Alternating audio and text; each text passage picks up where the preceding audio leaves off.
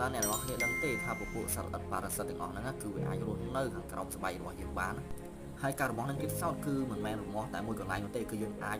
រមាស់នៅត្រង់កន្លែងច្រមុះឬក៏នៅលើក្បាលក៏កលៀនណាក៏អាចរមាស់បានដែរព្រោះសត្វល្អិតណាគឺវាអាចឆ្លងកាត់ទៅលើបរិវេណរាងកាយរបស់យើងគ្រប់ទីកន្លែងយ៉ាងពេលខ្លះគឺវាធ្វើឲ្យយើងរវើរវាយមានអារម្មណ៍ថាថប់ដកដង្ហើមគឺមិនបានស្រស់ស្រាយទេធ្វើឲ្យមានក្លិនមិនល្អភាយចេញក្នុងក្រពះយើងតែម្ដងណា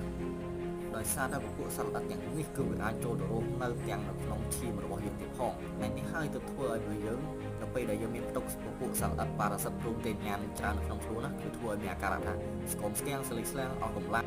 ហើយនឹងបាត់បង់ចំណងអាហារ